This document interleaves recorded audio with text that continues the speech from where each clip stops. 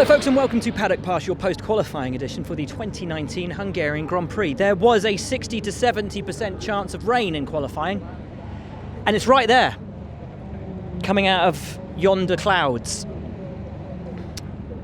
Just in time for post-qualifying interviews, as it always sort of seems to be that way. It didn't come, and actually pretty glad that it didn't, because it gave us a thrilling qualifying. Genuinely, I think probably the qualifying session, not just of this season, but maybe of the last couple of seasons. It was a nail-biter all the way through to the end, and we have a first-time pole sitter. But first of all, let's take a look back at Q1.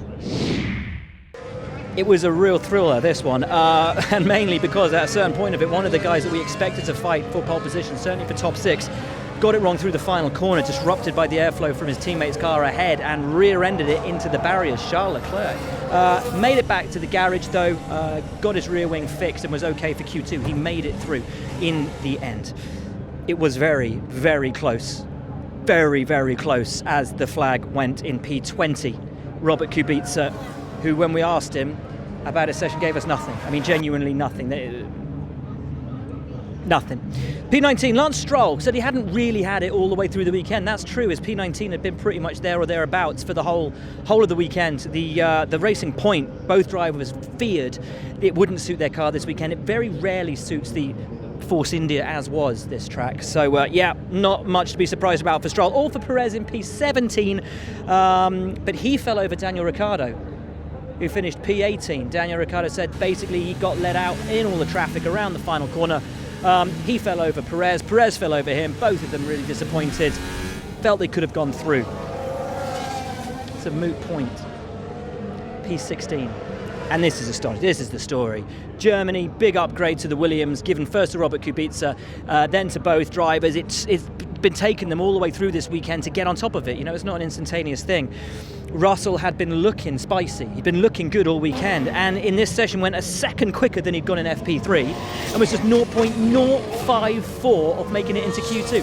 Bear in mind, this is a team that has been a second and a half, some 2 seconds off the back of the others, off P18 for most of the season. Today, there was less between George Russell and P1 than there was between George Russell and Robert Kubica. That is incredible. Reflective of the drive from George, reflective also, has to be said, of the work that Williams have done to get on top of a horrible car and turn it into something which today nearly got to Q2 on merit. I really feel like we've turned the page this weekend. We brought the update to Germany last week, and we really didn't optimise everything else regardless of the update, so it couldn't really show our true pace. I feel like we've really understood the tyres much better this week, and the car just came alive, and the lap was great with the car. You know, I couldn't have done it without the car, and yeah, honestly, it feels like a pole lap, to be honest. It's incredible considering, you know, on average we're being 1.5 seconds from Q2. Today you were 1.3 seconds ahead of your teammate. More importantly though, the gap to the other teams is dust in the wind. It's nothing. What can you achieve tomorrow? I mean, I think that was truly the absolute maximum we got out of it today.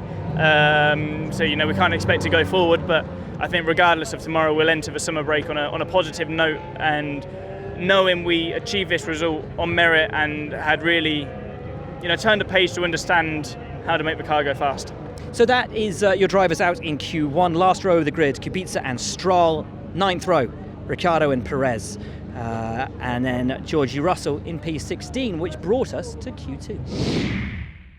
So George Russell, we've already talked about his mega lap, P16. He's joined on the 8th row of the grid by Kevin Magnussen, and we're going to talk to K-Mag, hear his interview in a little bit. P14, Antonio Giovinazzi in the Alfa Romeo, disappointed not to make it through.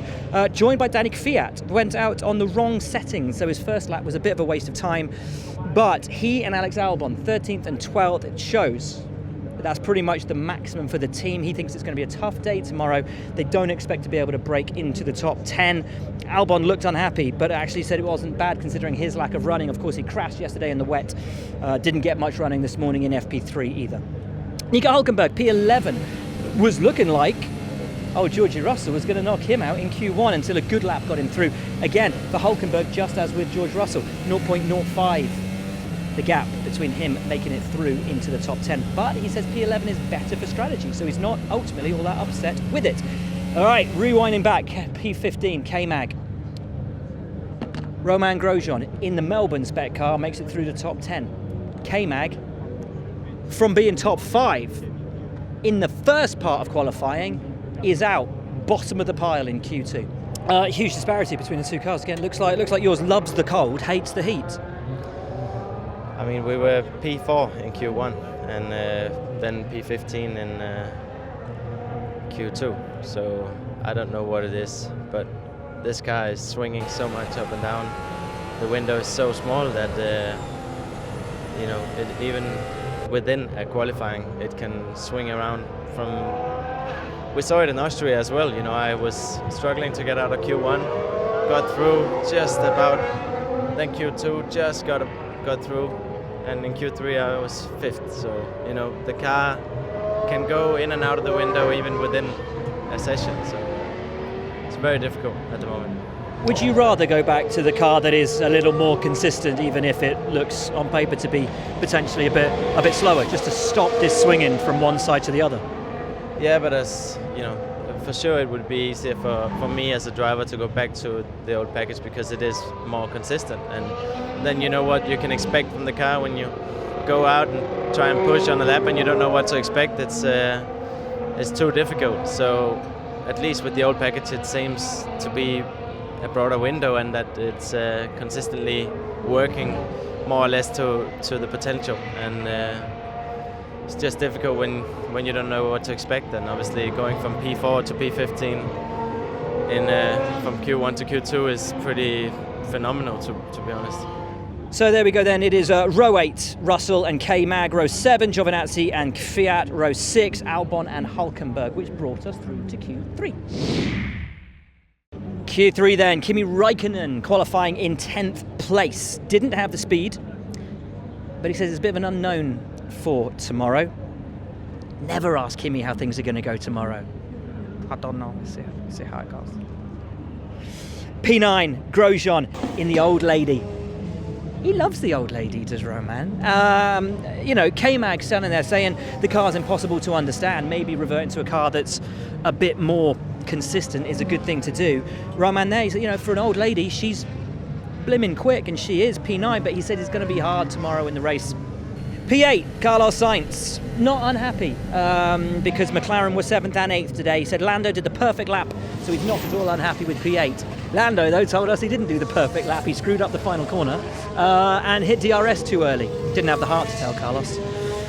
P6, Pierre Gasly. Woof. Well, we'll spoil the surprise because you probably heard already. Max Verstappen got pole today.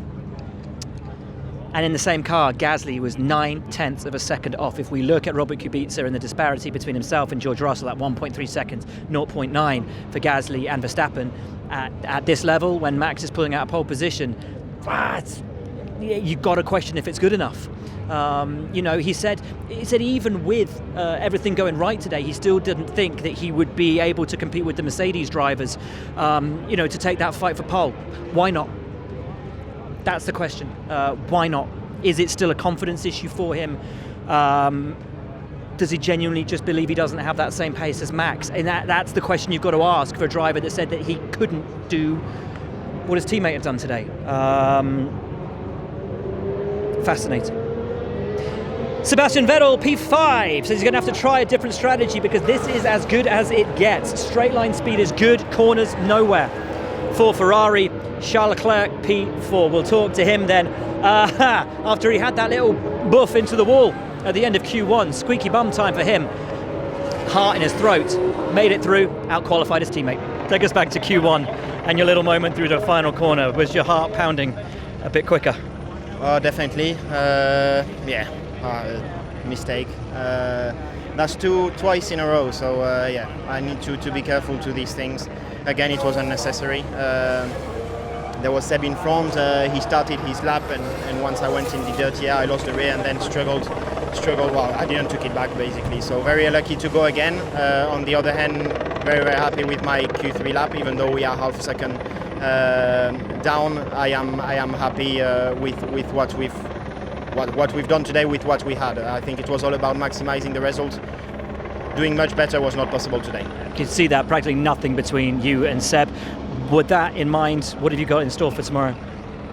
Going to be a difficult race for us because obviously we are very quick down the straights, struggling in the corners, sliding more than the others in the corners, which we expect more degradations than the others, so it is going to be a difficult race. Your top 10 then, P10, Kimi Räikkönen joined on that 5th row by Romain Grosjean. 4th row of the grid, Sainz and Norris. 3rd row of the grid, Vettel and Gasly, which brought us through to Charles Leclerc in 4th. And the top 3 for today, it is a Hamilton in 3. A Hamilton? I was going to say a Mercedes 2-3. Hamilton 3rd, Bottas 2nd, but by the skin of his teeth in the end, because Valtteri pulled out a great lap, Max Verstappen is a first-time pole sitter here in Hungary for Red Bull, just a few days after recording that brilliant victory in Germany. Car looks hooked up, you look hooked up in the form of your life. How good did it feel? It was really good. The car, straight away when I went out in qualifying, I mean the whole weekend it was good, but in qualifying it was really hooked up, and of course that's where you like it to be in qualifying, to be hooked up. But laps were good, and of course then to come away with pole position, my first one as well, was very nice. You got 2 Mercedes and 2 Ferrari in your rearview mirror though. How much hard work's tomorrow going to be? Just need to make sure I have a good start, and then from there onwards we'll see what happens. Even if I don't have a good start, I mean, I won races this year with a bad start, so I'm not too worried. And the whole weekend it was fine. I felt good in the car, felt good with the starts, but of course tomorrow is again another day. The grip levels can be a bit different, but I'm not too worried.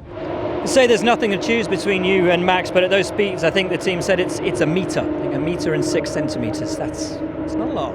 It's not a lot.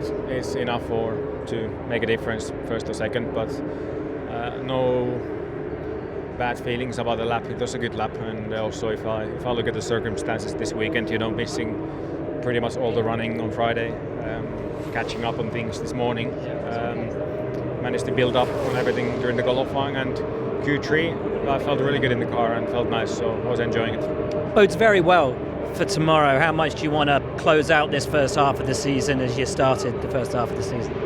Yeah, for sure. It's going to be important races ahead in terms of points, and obviously didn't get any points in last weekend, so try to make up this weekend. Not much to do about Max today in that kind of a form. You told us yesterday you were worried that the Honda had a little bit on you in certain corners. Do you think it was down to that, or just Max pulling something very special out of the bag today? I mean, I've not seen his lap, but I assume he's done a good lap. For us, I think on my side, I've lost a bit of performance. I was a little bit ahead of Valtteri throughout throughout the practices, and then I came out behind. So there should have been good potential for us to be up there, and obviously Valtteri was right near him. So it could have been a lot closer. Should have been a lot closer on my side. So a little bit disappointed in that respect, but we're still there in the fight, and tomorrow we'll give it all we've got. It's one of those races where you can roll the dice and make a strategy work for you. You looking forward to it? Well, I mean, what's to look forward to? I don't know what the opportunities are, so I don't know just yet. But of course, tomorrow I'm hoping to try and move forward. I've got to move forwards because today has not been good enough. So that's your lot for Paddock Pass as the F3 cars get ready to go out. And the rain looks to be moving that way rather than this way. It should be dry for the rest of the weekend. Having said that, it'll probably rain now.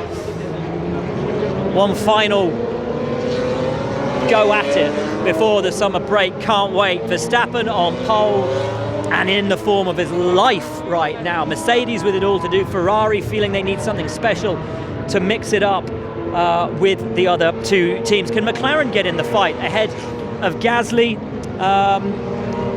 They're looking good. And what about that Williams of George Russell? Kubica, of course, got a point pending Alfa Romeo's appeal in Germany.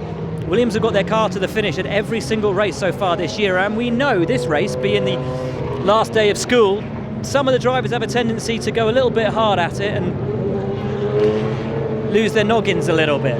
If there's a couple of retirements, what chance, more points on the board for Williams? I think it's something that everyone hopes for them. One of the most likeable and liked teams in the sport after an impossibly difficult start to the season. As always, anything could happen. Join us tomorrow for the race. For now, from us. Need a holiday. See you tomorrow.